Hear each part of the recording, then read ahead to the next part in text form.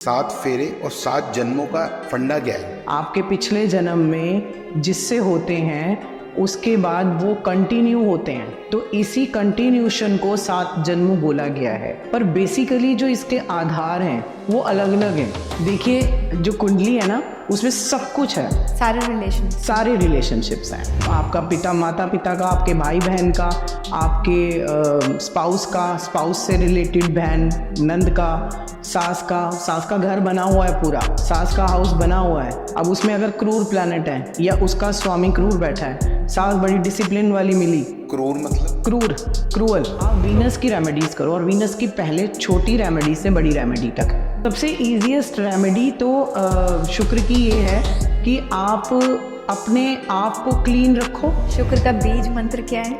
ओम dram द्रीम द्रोम स शुक्राय नमः, या ओम शुम शुक्राय नमः, ओम द्राम द्रीम द्रोम स शुक्राय नमः। सो अकॉर्डिंग टू यू एक इंसान को कुंडली कितनी बारी दिखानी चाहिए? देखो, मैं ये मानती हूँ कि अगर आप अच्छे तरीके से किसी पे भी एक ट्रस्ट करके कर रहे हो, तो सबसे पहले तो कुंडली बच्चे के जन्म पे ही दिखानी चाहिए। बाहर जाने के लिए वीज़ा है, वीज़ा नहीं लग रहा है ना, प्रॉब्लम है, बहुत फनी सी रेमेडी है उसकी। हाँ, वो बता दो आप। हाँ सर, मैं कहती हूँ अगर आप एक बार अच्छे से कुंडली विश्लेषण एक अच्छे एस्ट्रोलॉजर्स को करा दो, जिसको न्यूमरोलॉजी की भी नॉलेज हो, एस्ट्रोलॉजी की नॉलेज हो, मैं तो ये बोलूँगी। Hello guys, welcome back to the show. स्वागत है आपका द स्पॉटलाइट में। तो आज हमारे स्टूडियो में एक बहुत ही खास गेस्ट आई हैं। इनका नाम है नीलिमा जोशी। ये एक एस्ट्रोलॉजर है और न्यूमरोलॉजिस्ट भी हैं।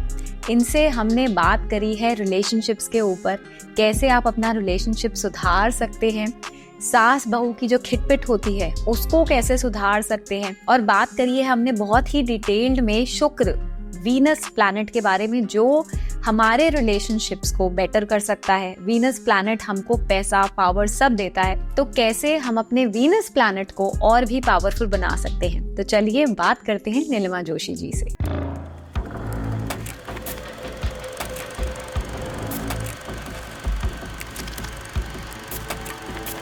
वेलकम नीलिमा जी, स्वागत है आपका द स्पॉटलाइट में। Thank you so much. कैसे हैं आप? मैं बिल्कुल ठीक हूँ। नीलिमा जी, हम ये पॉडकास्ट थोड़ा अलग करने की जो सोच रहे थे, और आपसे बात करने के बाद हमने काफ़ी थॉट डाली। मेरा सबसे पहला सवाल आपसे ये है कि कोई भी रिलेशन स्टार्ट होता है, स्पेसिफिकली मैं हस्बैंड वाइफ के रिलेशनशिप की बात करता हूँ, उसमें सबसे इम्पॉर्टेंट चीज़ जो हम शादी के टाइम पे करते हैं वो होती है 7 फेरे, जो हम हमेशा से सुनते आ रहे हैं, 7 जन्म। तो मुझे एक बात आपसे ये पूछनी है कि ये 7 फेरे और 7 जन्मों का फंडा क्या है? देखिए, मानो तो बहुत कुछ है, और अगर आप 7 जन्म और 7 फेरों की बात कर रहे हैं तो आपने सिर्फ सनातन में सुना होगा ये बेसिकली। और कहीं ना कहीं शास्त्रों को अगर आप पढ़ते हो, वेदों को आप पढ़ते हो, तो उसमें इनकी पूरी एक डेफिनेशन है कि जो 7 जन्म होते हैं, क्योंकि कहते हैं 84,000 योनियों के बाद हमारा जन्म होता है, और जो भी हमारे हॉरोस्कोप में प्लैनेट होते हैं उसके हिसाब से आपका जो जन्म होता है और आपके कर्म होते हैं, उस प्रारब्ध से ही आपको अगला जन्म मिलता है।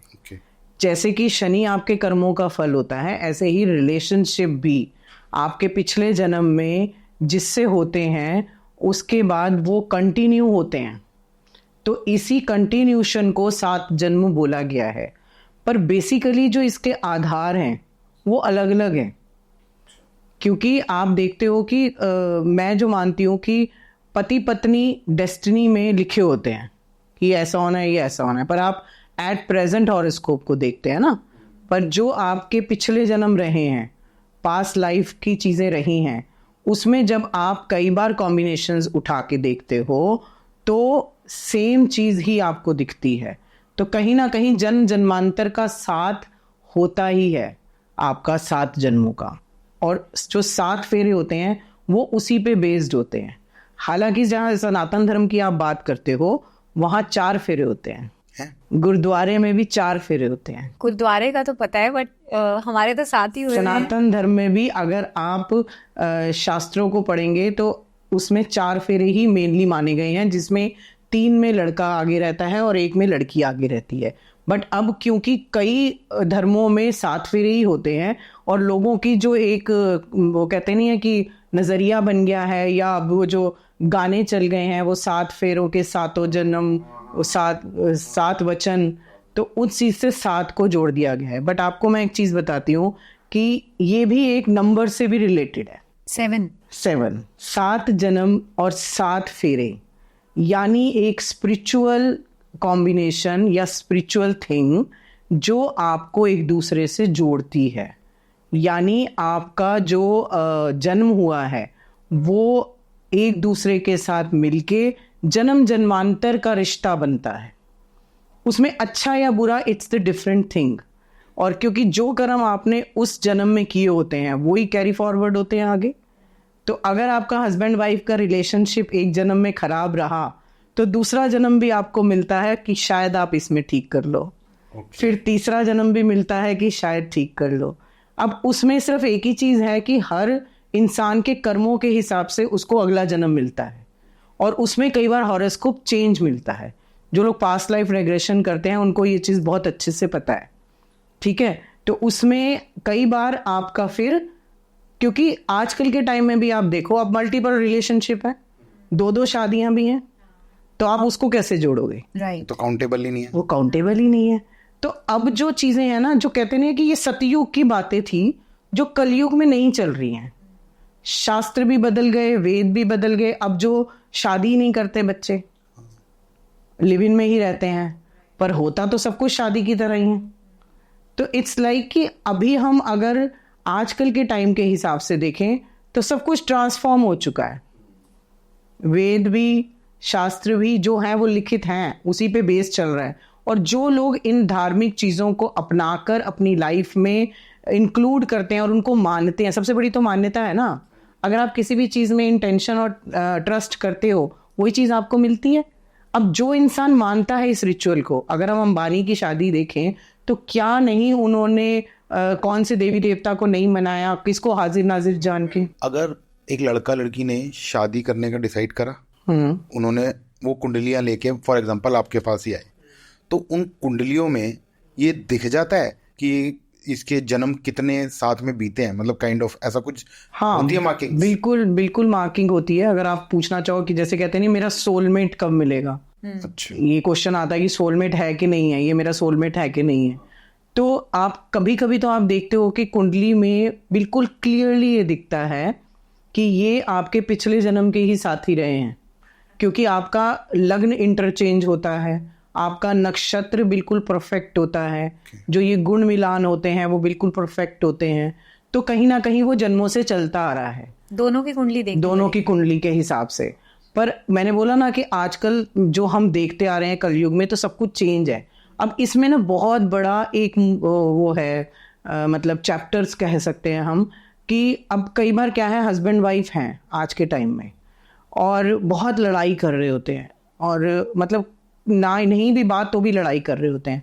तो भी हमें ऐसा लगता है कि कुछ पिछले कर्मों का जो सफ़र कर रहा है वो कहीं ना कहीं अब वाइफ एक्टिव हो गई है या हस्बैंड एक्टिव हो गया है जो उसको दुखी कर रहा है। तो इट्स लाइक कि मैंने बोला मानो तो बहुत कुछ, नहीं मानो तो वही है कि नॉलेज बेस्ड और शास्त्र बेस्ड सब कुछ है, ठीक है। हम कैरी फॉरवर्ड करते हैं पास्ट लाइफ को, और हमारा अगला जन्म भी होता है। हालांकि यंगस्टर या कोई भी इंसान आजकल मानते हैं ये सब क्या होता है, हमें तो अपना प्रेजेंट देखना है, और फैक्ट भी यही है। हम मानते हैं, देखो एस्ट्रोलॉजी बहुत अच्छी चीज़ है, इट्स गाइडेंस, हर किसी को लेनी चाहिए, बट बहुत ज़्यादा इन्वॉल्वमेंट किसी भी चीज़ में आजकल आपको बहुत भ्रमित करती है, बहुत क्योंकि लोग फैक्ट्स पे काम कर रहे हैं आजकल।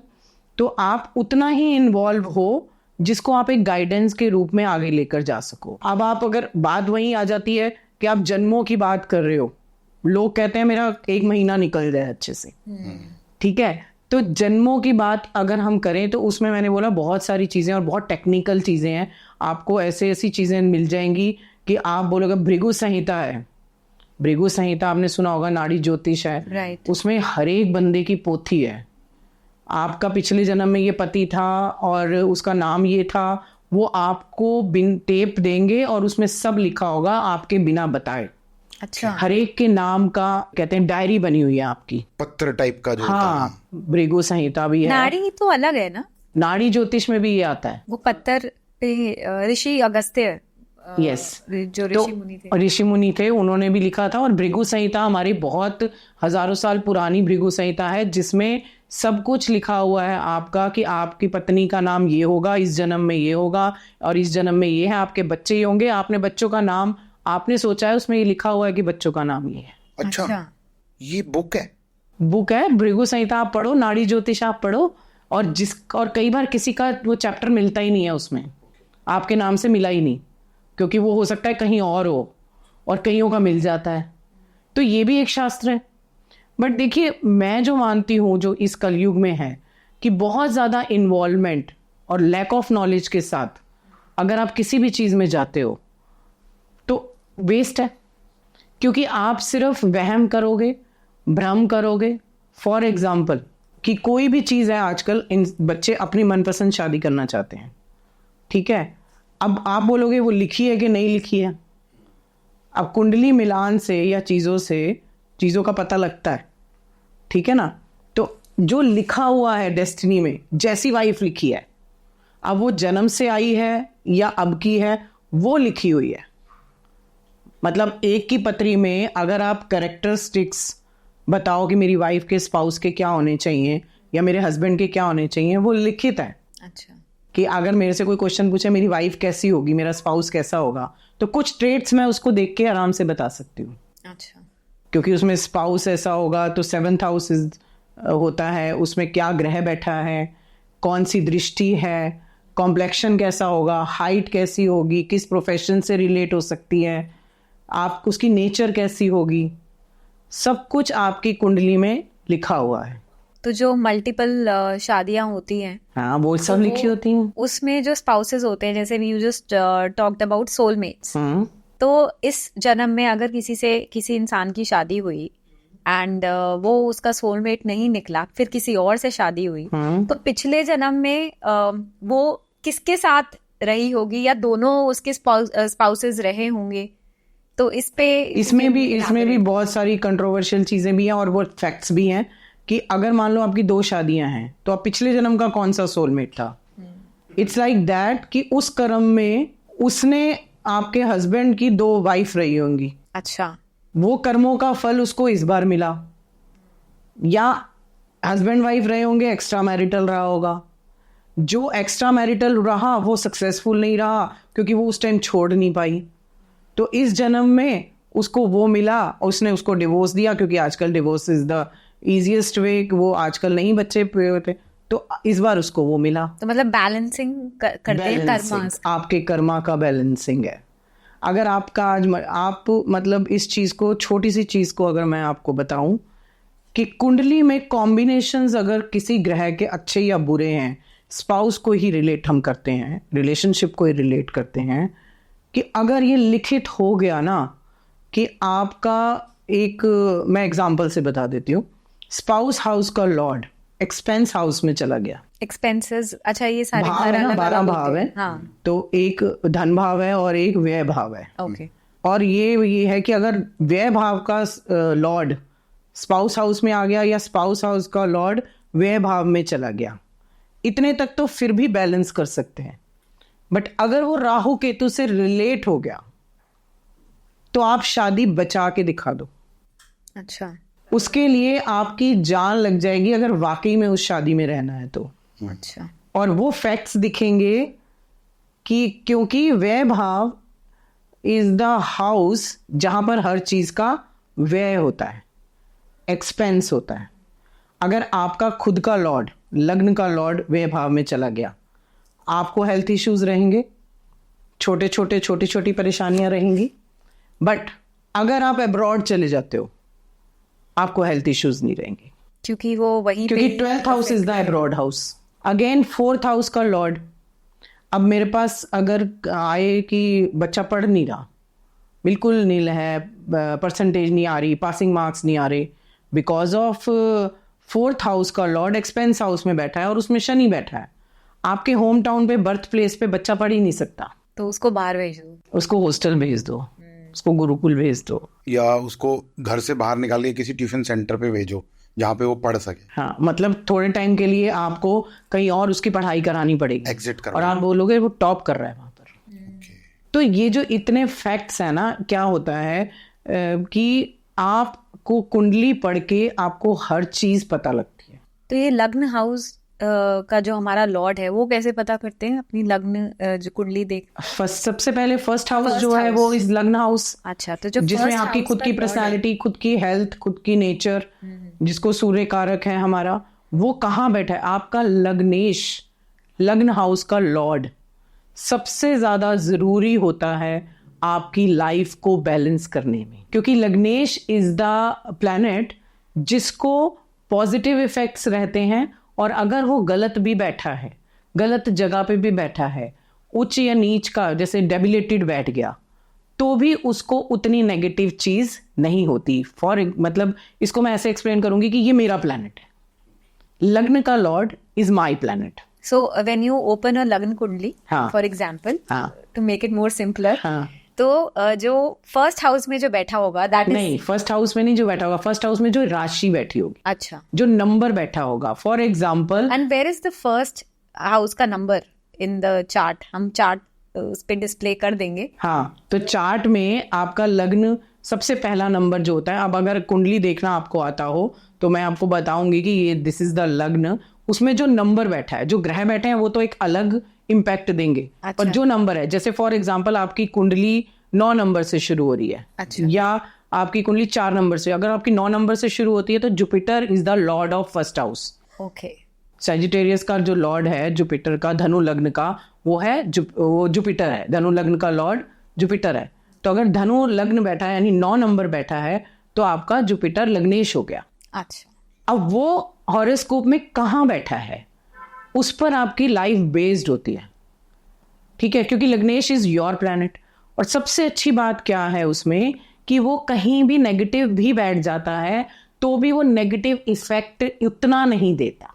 अच्छा, हेल्थ पे दे सकता है अगर वो 6, 8, 12 जो हमारे रोग, ऋण, शत्रु और इनऑस्पिशियस भाव कहे गए हैं, 6, 8, 12 एक्सपेंस हाउस जैसे मैंने आपको बताया, तो वो उसको इम्पैक्ट कर सकता है। पर लग्नेश की रेमेडी जरूर करनी चाहिए क्योंकि वो आधार है।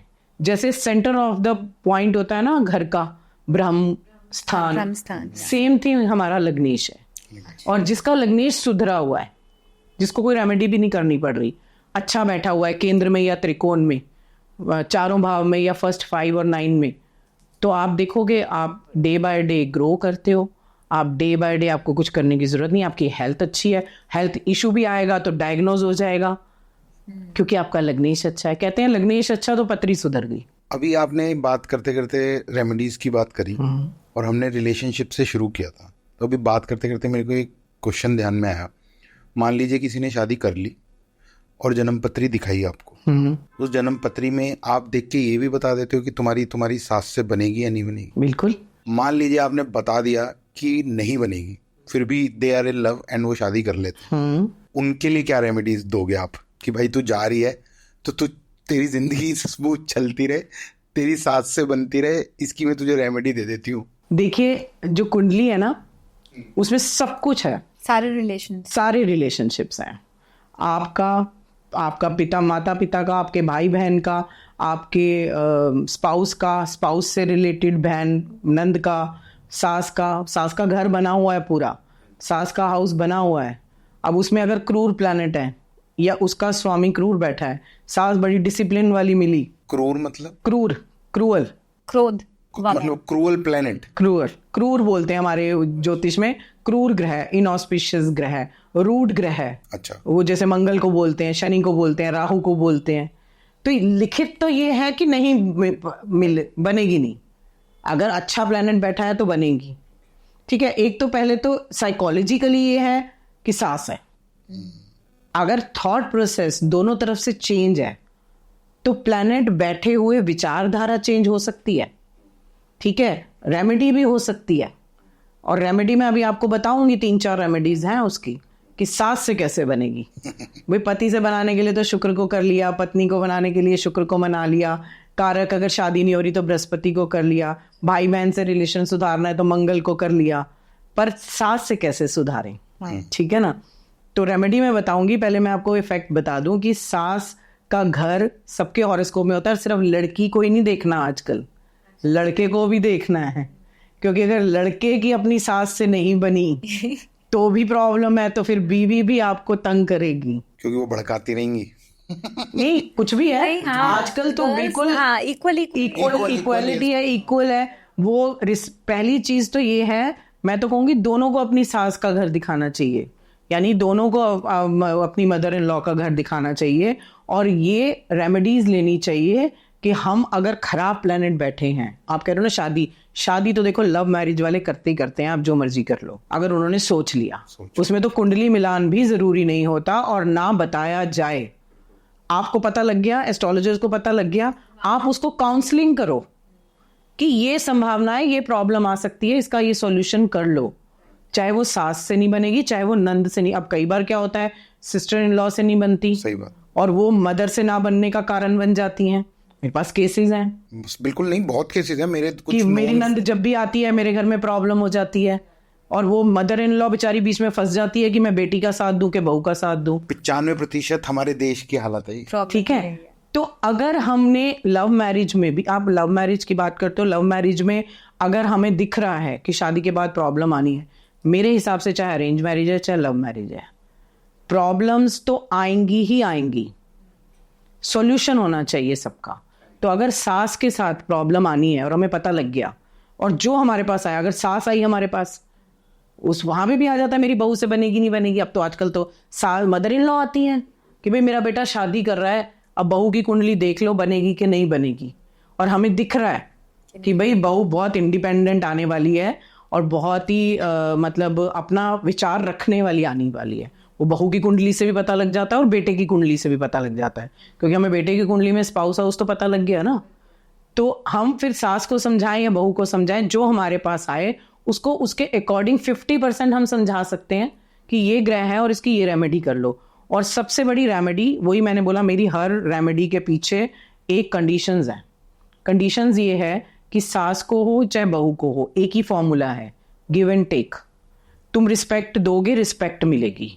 कोई भी, मुझे नहीं लगता 5% को छोड़ के किसी थॉट प्रोसेस से आजकल बहू को लेकर आ रहा है, या उस थॉट प्रोसेस से लड़की किसके घर में जा रही है कि मैं जाके लड़ाई ही करने वाली हूँ या मैं बहू को तंग ही करने वाली हूँ। सही बात है, सही बात, बिल्कुल ठीक है। आजकल की जनरेशन के हिसाब से, क्योंकि बहू, आप तो सास भी वर्किंग रही है और बहू भी वर्किंग रही है, तो वो थोड़ा सा चेंज तो आया है, पूरा नहीं आया पर आया है। तो अगर वो इस बात को समझते हैं कि अगर इज्जत देंगे तो इज्जत मिलेगी, और ये फैक्ट है। दूसरी चीज बहुत सिंपल सी एक रेमेडी बताऊंगी। हस्बैंड वाइफ की फोटो आपको बता देंगे बेडरूम में लगाओ तो ये मिलेगा। आप अपनी फोटो सास के साथ हंसते हुए, जहां सास और बहू सबसे ज्यादा बैठती हैं, उसी वॉल पे कहीं भी लगा दो, दोनों की हंसते हुए फोटो। आप देखोगे कि चेंजेस। ठीक है। दूसरी चीज जो है कि अगर आप अपने रिलेशनशिप को किसी से भी, मैं कहती हूँ घर में कोई भी है, तो उसमें मूल मंत्र मैं क्या देती हूँ कि सबसे बड़ी बात है कि आप लिसनर बनो, रिस्पेक्ट तो करो ही करो, और अगर अपनी बात रखनी है तो पोलाइट वे में रखो। उसके लिए उन एनर्जीज पे काम करो जो नेगेटिव एनर्जीज क्रिएट हो रही हैं आपकी लाइफ में। जैसे हम कहते हैं कि अगर घर में मदर इन लॉ साथ में रह ही रही है, ठीक है, तो उसमें आप ज़रूर कपूर ज़रूर जलाओ घर में। उसमें आप कभी दालचीनी डाल के जलाओ, कभी लौंग डाल के जलाओ, तो जो एनवायरनमेंट है वो थोड़ा सा क्लीन रहता है, प्योर हो जाता है। ठीक है। कहीं ना कहीं क्रिस्टल्स जो हमें एनर्जीज देते हैं, अब सास को अगर हम कहेंगे या बहू को हम कहेंगे कि ये स्टोन पहन लो इससे तुम ठीक रहोगे, नहीं होगा।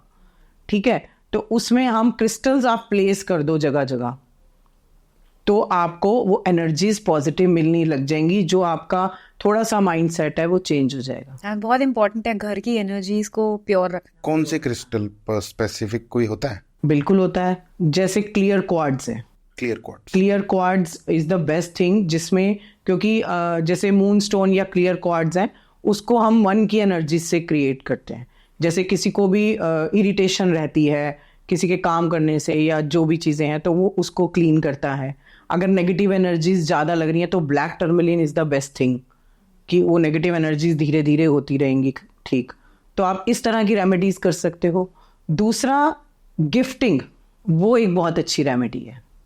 अगर आप अपनी बहू को पैम्पर करते हो, अगर आप अपनी मदर इन लॉ को पैम्पर करते हो, उनके साथ टाइम डिवोट करते हो, तो मुझे नहीं लगता इतने इश्यूज आते हैं। अब सबसे ज़्यादा कहाँ पर इशू आता है? किचन में, राइट? क्योंकि मदर इन लॉ भी वहाँ जाती हैं और वो भी जाती हैं, वो अपने टाइम से चली आ रही होती हैं, अपने डिसिप्लिन से, वो किसी और घर से आती है, ठीक है, उनके रिचुअल्स अलग हैं, तुम्हारे कुकिंग का सिस्टम भी अलग है। छोटी छोटी बातें, कपड़ों को लेके कि ये कपड़ा यहाँ क्यों रख दिया, ये तक हो जाती हैं चीजें। तो देखो, बात तो वही है कि सबसे पहले वो जो एक लाइन बोली गई है ना कि बहू को बेटी मानो, और बहू को बोला गया उसको माँ मानो, बट मैं आपको बताऊं ये 1% ही चलता है। हाँ जी, 1% ही है अभी भी, और जहां पर 1% इम्प्लीमेंट हुआ है वहां चेंजेस भी हैं, वहां बिल्कुल चेंजेस हैं जहां पर उन्होंने ये बात मानी है, ठीक है, कि अभी तक मेरा लड़का इंडिपेंडेंट था और ये भी पता है कि मेरी बेटी भी जॉब करती है, तो मेरी बहू भी जॉब करती है, तो अगर वो आई है और खाना बेटी को पूछा और बहू को भी पूछ लिया तुमने, तो व्हाट द बिग डील। और अगर बहू अपनी जाके माँ को पूछती है ऑफिस में आने के बाद कि मम्मा क्या किया सारा दिन, आपने कुछ खाया कि नहीं खाया है, कुछ किया, तो वो भी अगर बहू पूछ लेगी अपनी सास को, तो सास की यही एक्सपेक्टेशंस हैं ज़्यादातर, राइट। वो उनके रिचुअल को अपनाओ। अगर उनके रिचुअल में या उनके कुकिंग सिस्टम में या उनके लाइफस्टाइल में आपको लगता है ये मेरे लाइफस्टाइल से मैच नहीं है, हम तो यंगस्टर्स को ही समझाने की कोशिश करते हैं ज़्यादा, क्योंकि वो तो उनका चलता आ रहा है ना, ठीक है, और उसमें आप उनको उनका रिचुअल पहले अपनाओ, फिर अगर उनको आपको लगता है कि कोई भी चेंज करना है तो उसको आप अपने तरीके से धीरे धीरे धीरे धीरे करके चेंज करो। जब आप उनको ये बताओगे कि देखो ऐसा करने से कितना मज़ा आया, उसको हल्के तरीके से, लाइफ को कहते नहीं लाइट तरीके से समझाओगे। और इसमें सबसे बड़ा रोल क्या होता है, सास बहू तो जो है सो है, जो हस्बैंड है वो फंस जाता है, क्योंकि उसको तो दोनों तरफ रिस्पॉन्सिबिलिटी निभानी है, तो असली रोल तो उसी का आता है, वो पिस रहा होता है बेचारा, वो पिस रहा होता है।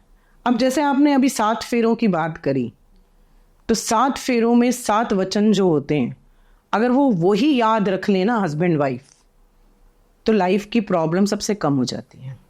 पर उन 7 वचन को हाँ हाँ हाँ तो कर दिया जाता है और वो उसको लाइन हटा भी जाता, पर उनको इम्प्लीमेंट नहीं करते सब, कोई नहीं, ठीक है। और लड़कों के लिए तो बहुत सारी शिक्षा होती हैं, तो वो जो चीज़ें हैं ये बहुत मतलब बड़ा मैटर है और बहुत सारी चीज़ें हैं, बट मैं ये बोलूँगी कि रेमेडीज़ बिल्कुल है।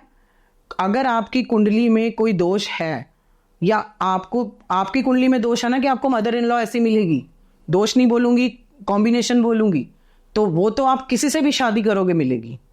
अब मेरे पास जैसे कोई आते हैं और बोलते हैं मेरा हस्बैंड तो मुझे ऐसा मिला है, मेरा हस्बैंड तो बहुत गुस्से वाला मिला है, वो ये लैंग्वेज यूज़ करता है, कुछ भी आता है, कोई भी प्रॉब्लम आती है, सेम मदर इन लॉ है, सेम सिस्टर इन लॉ है, जब तुम लिख के जो लाए हो, मिलना तो वही है ना, वो चेंज नहीं हो। अगर तुम इसको छोड़ के दूसरा भी करते, लोग कहते हैं ना ये मुझे क्यों मिल गया, मैं तो कोई किसी और से शादी करती, मैं तो, तुम लिख के ये लेकर आए हो, तुम्हें मिलना ही ऐसा था, वो भी अब तुम क्या कर सकते हो? अगर मिल गया ऐसा, लड़की मिल गई या लड़का मिल गया, पार्टनर ऐसा मिल गया, तो स्पाउस से रिलेटेड और उसके कारक ग्रहों से रिलेटेड और उसके लॉर्ड से रिलेटेड उपाय करने से आप प्रॉब्लम के इम्पैक्ट को कम कर सकते। तो मैम ये बताइए कि हम कुंडली मिलाते हैं, जैसे अरेंज मैरिजेस होती हैं हमारे सनातन धर्म में, तो हमेशा कोई शादी हो से पहले लड़का लड़की की कुंडली मिलान होती है, तो लव मैरिजेस में भी कुंडली मिलानी चाहिए? बिकॉज अगर मिलाओ कुंडली ना मिले तो लड़का लड़की तो बोलेंगे कि जी हमें तो शादी करनी है।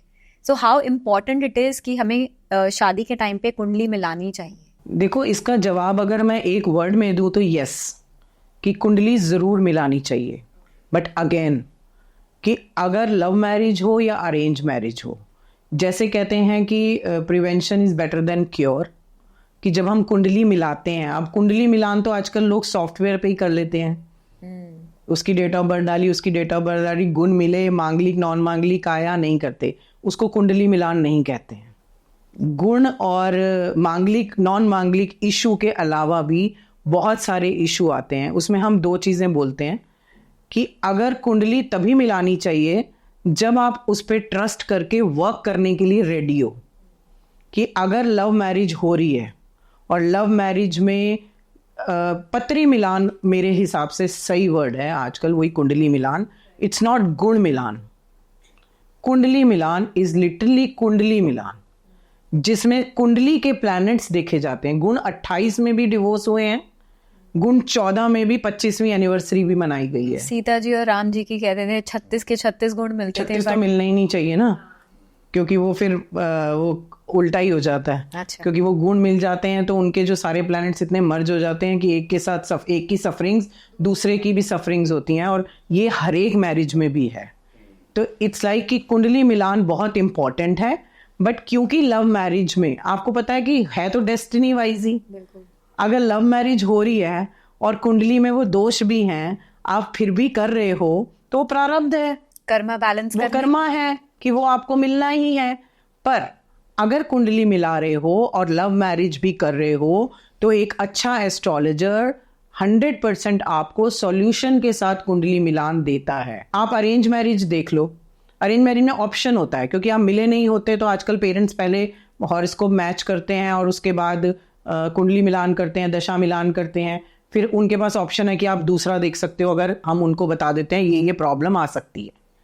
लव मैरिजेस में आप बताने पर भी, और बताना ज़रूर चाहिए, मैं ये नहीं कहती नहीं बताना चाहिए, पर अगर आपको लग रहा है कि वो बताने से भी नहीं मानेंगे या वो कहते हैं हमने तो करनी है, पेरेंट्स जो मर्जी करें, डराना नहीं है, किसी भी प्लैनेट से डराना नहीं है, ठीक है? क्योंकि उसमें रूट कॉज क्या है वो आपको देखनी है। अगर रूट कॉज खराब है, जैसे कि शुक्र है, बेसिकली अगर लड़ाई होएगी ना मैरिज में तो ज्यादातर शुक्र और मंगल ही कारक होते हैं। अच्छा, this is the fact only कि शुक्र और मंगल, वीनस एंड मार्स, जो शादी को का ठहराव रहता है वो काफी हद तक इन दोनों पे ही बेस्ड रहता है, ठीक है? और अगर आप कुंडली मिलाते हो और वो दोष दिखता है आपको, तो आप उनको, क्योंकि आपको पता है ये लव मैरिज है तो इसमें चेंज नहीं होगा, तो आप उनको उसके उपाय बता सकते हो।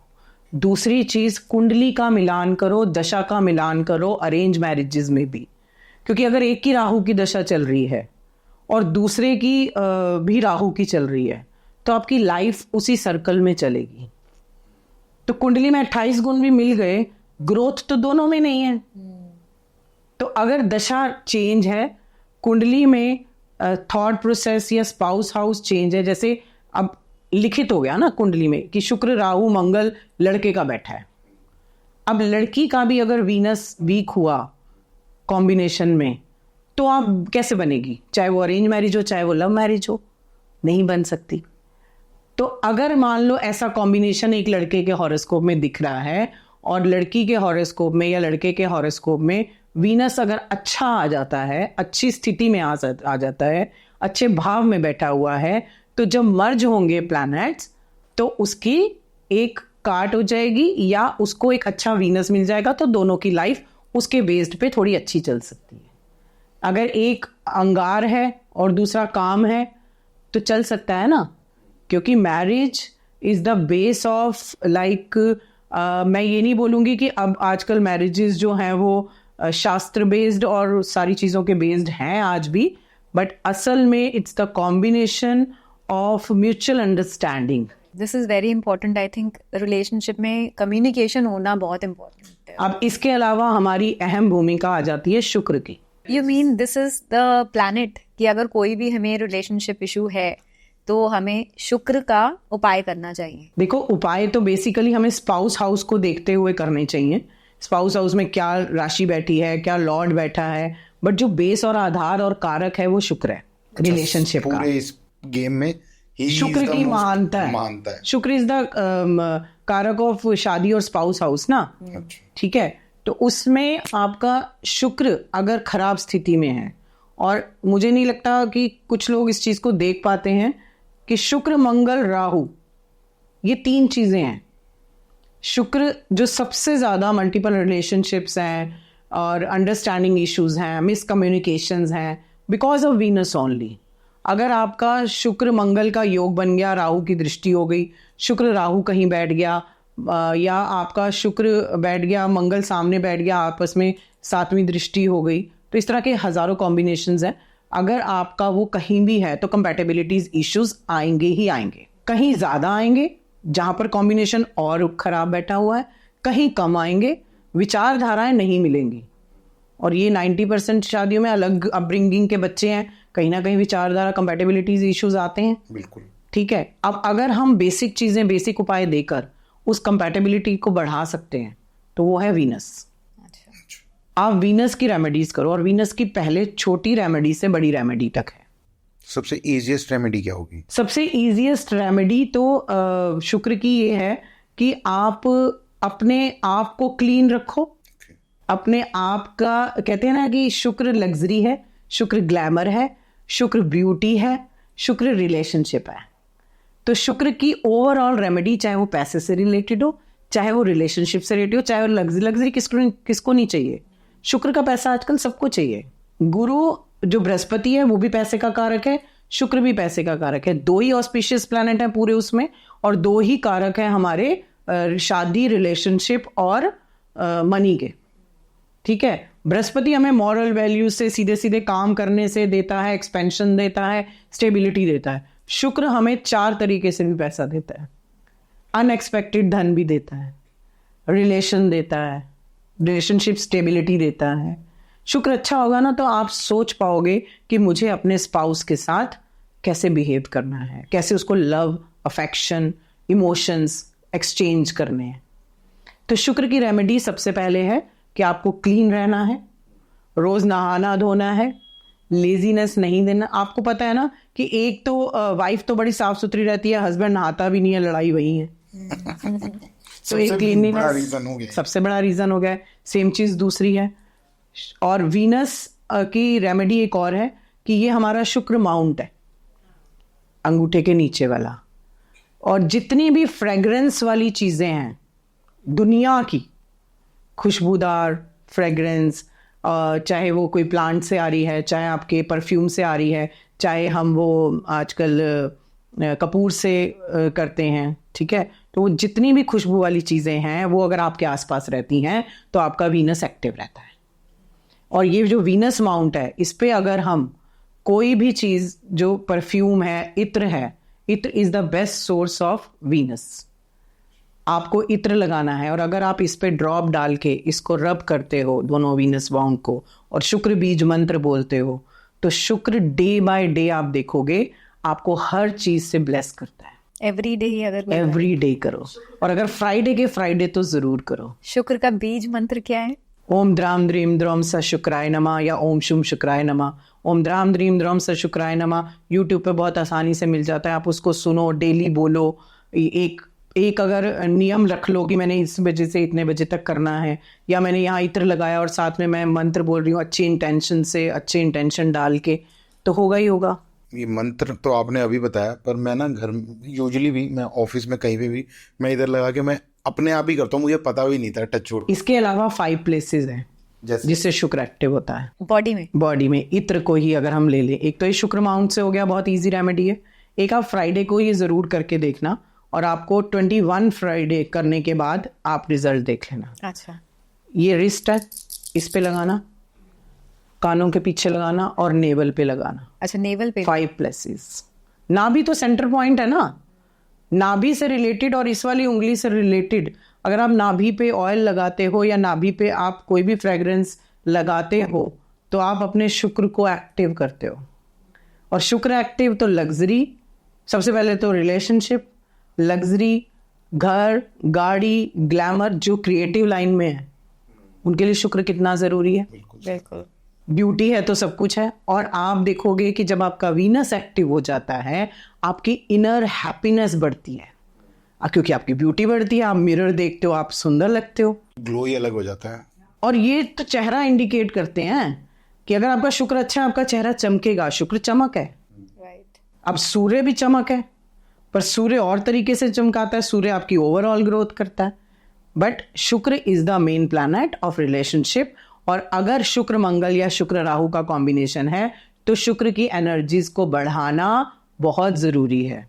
इसके अलावा कोई भी, मान लो, अब एक और चीज़ मैं इसमें ऐड कर देती हूँ आपके लिए, कोई भी प्लैनेट अगर उच्च का एग्जॉल्टेड है और आपको कोई ये कह देता है कि शुक्र की रेमेडी है वाइट चीजों का दान करो, तो दिस इज रॉन्ग थिंग कि बिना जाने पहचाने अगर आप वाइट चीज का दान करते हो, वो भी फ्राइडे के दिन शुक्र को अच्छा करने के लिए, जबकि शुक्र आपके मतलब एग्जॉल्टेड उच्च का बैठा हुआ है, यानी आप ब्लेस्ड हो शुक्र से, तो आपका डाउनफॉल स्टार्ट हो जाएगा, आपके रिलेशनशिप खराब होने लगेगा। शुक्र दे रहे हो, that you giving that it's like अगर आपका वो डेबिलेटेड है नीच का, हमेशा नीच के प्लैनेट्स का दान करना है और हमेशा उच्च के प्लैनेट को संभाल के रखना। अच्छा, ये तो बड़ी अजीब बात बता दी।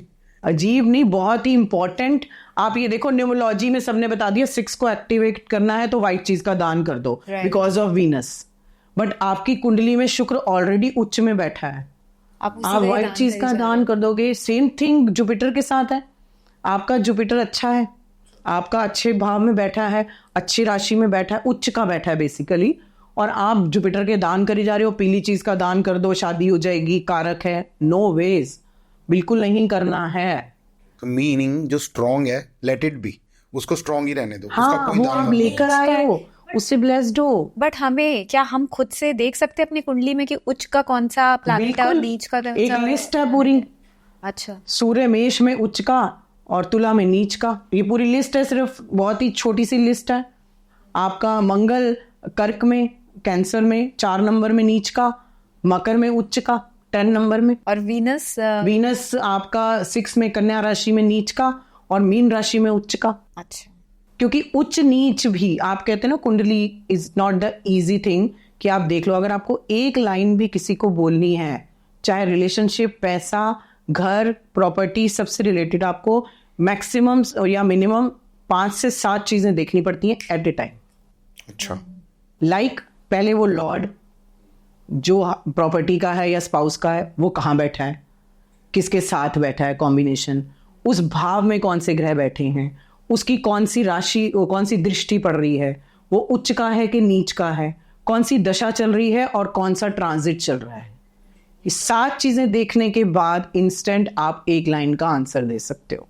सो बेटर है कि एस्ट्रोलॉजर को ही दिखाओ खुद से। कोई डॉक्टर ना बना। वैसे तो गूगल पे जो छोटी छोटी चीजें हैं, अगर आप एक बार, मैं कहती हूँ, अगर आप एक बार अच्छे से कुंडली विश्लेषण एक अच्छे एस्ट्रोलॉजर्स को करा दो, जिसको न्यूमरोलॉजी की भी नॉलेज हो, एस्ट्रोलॉजी भी की नॉलेज हो, मैं तो ये बोलूंगी, क्योंकि न्यूमरोलॉजी भी इज द फैक्टर कि आप डेली रूटीन में चीज़ों को चेंज करके, चेंजेस होते हैं उसमें भी, बट प्रॉब्लम क्या है कि अगर न्यूमरोलॉजी से आप चीज़ कर रहे हो जबकि आपकी कुंडली में वो अच्छा है या बुरा है आपको पता ही नहीं है।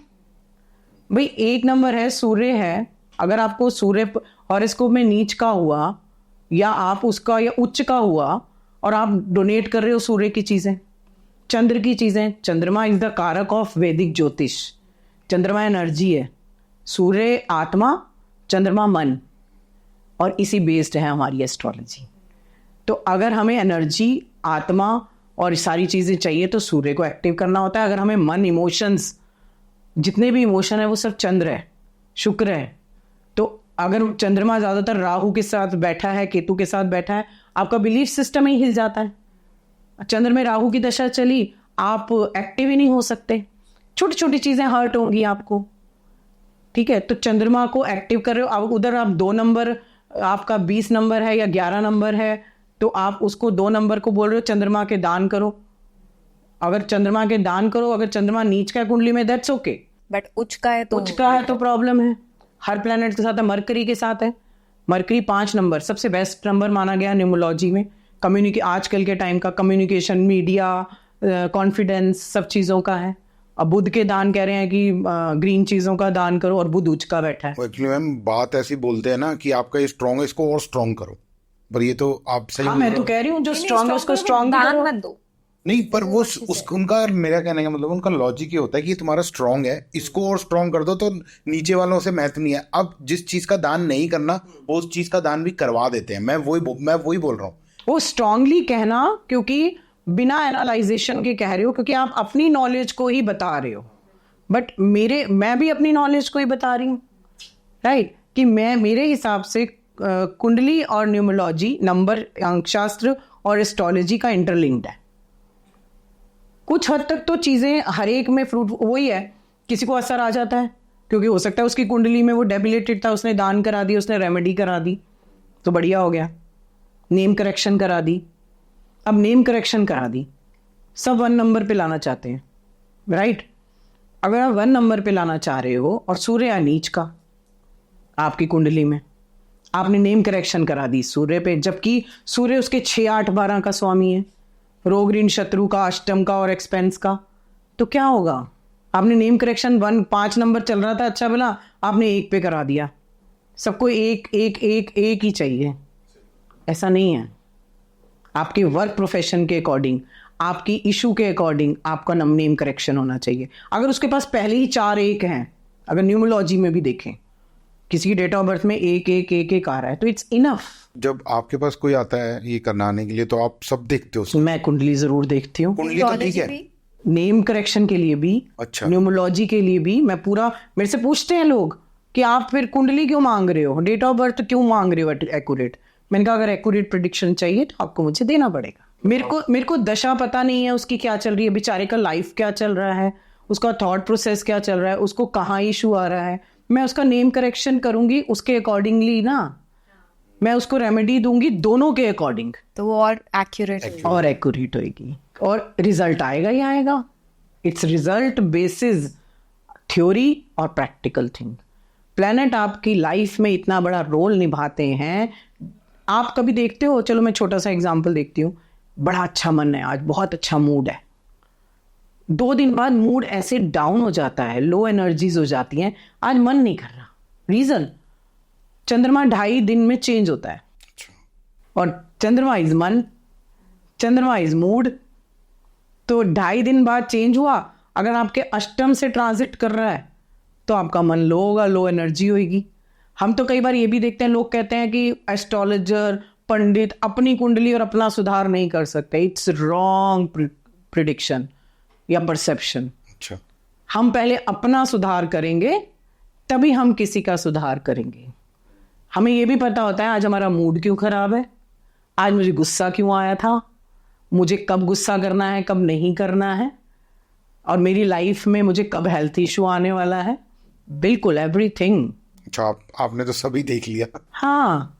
सो अकॉर्डिंग टू यू एक इंसान को कुंडली कितनी बारी दिखानी चाहिए? देखो, मैं ये मानती हूँ कि अगर आप अच्छे तरीके से किसी पे भी एक ट्रस्ट करके कर रहे हो तो सबसे पहले तो कुंडली बच्चे के जन्म पे ही दिखानी चाहिए। अच्छा, फर्स्ट तो उसके बाद आप उसको कुछ साल की प्रेडिक्शंस ले सकते हो, मेजरली चाहे 12th तक की पढ़ाई की भी ले लो, कोई दिक्कत नहीं है। तो सेम थिंग पहले तो जन्म के टाइम जरूर दिखानी चाहिए, फिर जब बच्चे का प्रोफेशन या सब्जेक्ट लेना होता है तब जरूर दिखानी चाहिए। अब बच्चा तो है लिटरेचर का, आपने डाल दिया कॉमर्स में, बच्चा तो है आर्टिस्ट, आप उससे करा रहे हो मेडिकल साइंस। आप देखो, मेरे पास क्लाइंट आया था, उन्होंने मेडिकल में एडमिशन दिला दिया था। अच्छा, और वो कहते हैं बच्चा तो बहुत ज़्यादा परेशान हो रहा है। मैंने कहा वो पेंटर है, आप उसको मेडिकल साइंस में कर रहे हो।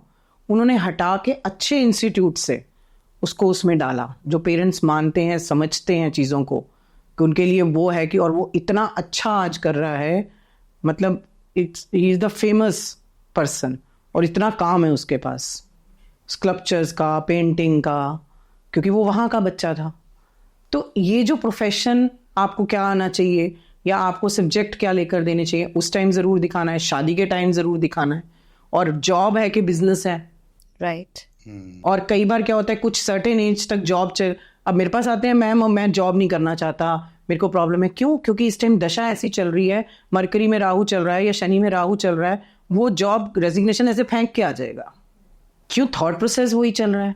और अगर वो हमारे कंसर्न में है और उसको लगता है कि यहाँ प्रॉब्लम का सोल्यूशन मिलेगा, तो हम उसको पेशेंस रखते हैं कि छोड़ना नहीं है जब तक दूसरी जॉब ना मिल जाए। बिजनेस को तो अभी भूल ही जा तू, बिजनेस तो अभी भूल ही जा, बिजनेस का तेरा टाइम आएगा या नहीं आएगा, इट्स क्रॉस ओनली कि नहीं आएगा। बिजनेस नहीं लिखा हुआ, और जिसका बिजनेस लिखा हुआ है, मेरे पास ऐसे ऐसे लोग हैं, अभी उन्होंने उसका 1.25 CR का जॉब था, CEO था वो किसी कंपनी में, ठीक है, और अब उसने अपना बिजनेस स्टार्ट किया है। आप सोचो 1.25 CR का पैकेज जिसका होगा वो बिजनेस कर रहा है, बिकॉज उसका टाइम आ गया है बिजनेस का, और वो बिजनेस कर रहा है, और बिजनेस में आज वो इस परसेप्शन पे कर रहा है कि उसकी साल की टर्नओवर ही 10 करोड़ 20 करोड़ होगी। तो आपने उसको ये भी बता दिया कि इस बिजनेस में जाएगा तो अच्छा रहेगा। यस, इस बिजनेस में जाएगा तो ही अच्छा रहेगा। इस तरह से जैसे अब अब्रॉड का है, बेसिकली हर कोई बाहर जाना चाहता है, जबकि स्ट्रगल बहुत ज़्यादा है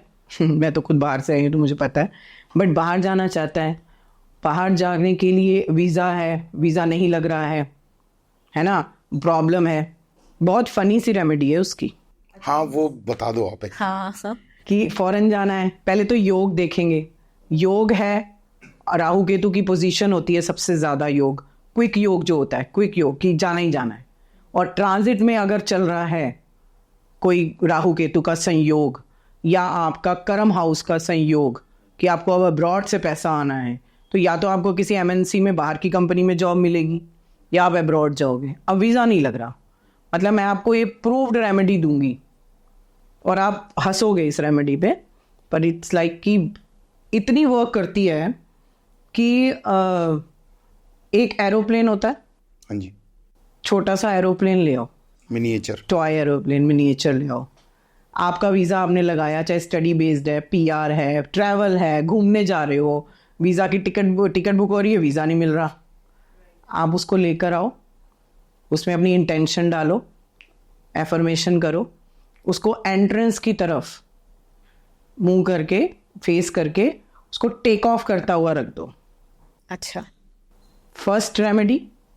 सेकंड रेमेडी, आप जिस भी कंट्री में जाना चाहते हो, वहाँ के किसी भी मॉन्यूमेंट्स या आप पढ़ाई के लिए जिस यूनिवर्सिटी में, उसका पिक्चर लगाओ अपने मोबाइल स्क्रीन पर, वॉलपेपर लगाओ, अपनी अलमीरा पे लगाओ, ठीक है, अपने कहीं भी जहाँ आप विजुअलाइज करते हो रोज़, और यही मैनिफेस्ट करो कि मैं जा रही हूँ। आप देखोगे 24 घंटे में वीज़ा लगा है।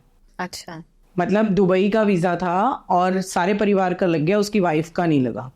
टिकट बुक है, और मैंने कहा अब बता रहे हो, अब कल सुबह की टिकट बुक है, नहीं आप करा सकते हो। बट कुंडली में योग होना ज़रूरी है। योग तो ट्रैवल का है, ट्रैवल का होता ही है, ठीक है, तो उसमें ये वीज़ा, ये रेमेडी इतनी काम करती है कि मतलब, और कितने ही वीज़ाज लगे हैं इस रेमेडी से। अच्छा। मतलब कभी मुझे नेगेटिव रिजल्ट नहीं मिला कि नहीं लगा। सबने फोन करके पर वही है कि मेरे को योग दिखना चाहिए, उसके बाद आपका वीज़ा जल्दी आ जाए, उसकी रेमेडी ये है, आप करके देख लो। नीलिमा जी, आई थिंक हमने आपसे इतनी देर बात करी, मुझे तो बहुत अच्छा लगा आपसे बात करके। इतनी आपने डिटेल्ड में बताया इन चीज़ों को लेके कि क्या करना है क्या नहीं। जाते जाते अपने व्यूअर्स के लिए मैं आपसे एक चीज़ पूछना चाहता हूँ, कोई ऐसी टिप या कोई ऐसी चीज़ जो आप उनको बोलना चाहते हो कि ये करो तो लाइफ में अच्छा रहेगा? कुछ चीज़ें हैं, मैं अपने व्यूअर्स को या मैं सबको एक मैसेज देना चाहूँगी, जो आजकल एनर्जीज पे वर्क हो रहा है, स्पिरिचुअलिटी पे, एफर्मेशंस पे, मैनिफेस्टेशन पे, इट इज़ वर्किंग ऑलवेज। क्योंकि जैसे जैसे आपको जो चीज़ मिली है मॉर्निंग में या इवनिंग में, रात को सोते हुए या सुबह उठ के, जैसे हमारे पहले बुजुर्ग सब बोलते थे शुक्राना करो, ग्रैटिट्यूड करो। अगर आपको जो चीज़ मिली है लाइफ में, जैसे आपको आपका पूरा बॉडी मिला है, आपको आपकी आंखें, आपको एनर्जी मिली है, आप सुबह उठ के देख पाए हो, उन सब चीज़ों को ब्लेस फील करो और शुक्राना करो। देन जो भी चीज़ चाहते हैं लाइफ में, money, good relationship, good health, या आपका कोई गोल है, लाइफ का कोई गोल है सबका, वहाँ पहुँचना चाहते हैं, तो उसको सिर्फ ब्लेस्ड फील करो कि मुझे वो चीज़ मिल गई है। उस हैप्पीनेस से रोज़ उस चीज़ को याद करोगे, उसको राइट डाउन करोगे, it's in present tense only, कि यू गॉट दिस थिंग, या I am getting this and this, कि मुझे वो मिल रही है, मुझे वो मिल गई है। तो आप देखोगे कि डे बाय डे आप उस तक खुद ही पहुंच रहे हो। बट आपकी इंटेंशन पॉजिटिव होनी चाहिए, आपका सबकॉन्शियस माइंड एक्टिव होना चाहिए, आपकी एनर्जीज पॉजिटिव होनी चाहिए। चाहे आपको डे टू डे मनी चाहिए, मनी फ्लो चाहिए, और ये ज़रूर काम करता है। और अगर इसमें एडिशन करते हो एक रेमेडीज़ का सपोर्टिव सिस्टम, तो 101% काम करता है। तो it's like manifestation, do positive affirmations always, अच्छा सोचो, जितनी हेटरेड है, जितनी चीज़ें हैं, वो सब निकाल दो। किसी की सक्सेस में जब खुश होगे तो तुम्हारी सक्सेस निश्चित है। चलिए, थैंक यू, बहुत अच्छी बात बताई, बहुत ही अच्छी। आई थिंक हम ये पॉडकास्ट सब यही खत्म करते हैं. बहुत अच्छा थैंक लगा यू सो आपसे मच. बात करके. I am so blessed and happy कि हम किसी को कुछ मैसेज दे पाए.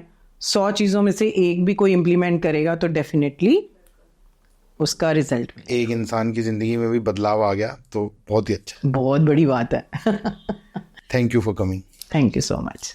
सो दोस्तों, आई होप ये एपिसोड आपको पसंद आया होगा. हमने नीलिमा जी से जिस जिस टॉपिक पे भी बात करी, आई होप और आई प्रे कि वो सारी चीज़ें आपके काम आए और आप उन चीज़ों से सीखें और अपने जीवन में सुधार कर सके. तो इस वीडियो को ढेर सारा प्यार दीजिए, शेयर कीजिए, लाइक कीजिए, कमेंट कीजिए और हाँ, प्लीज़ सब्सक्राइब ज़रूर कीजिए, क्योंकि आपके सब्सक्राइब करने से हमें बहुत प्रेरणा मिलती है और हम ऐसे और बेहतरीन और शानदार वीडियो आपके लिए बना पाते हैं. तो मिलते हैं आपसे अगले हफ्ते एक नए गेस्ट के साथ एक नए एपिसोड में. Thank you for watching. See you next week.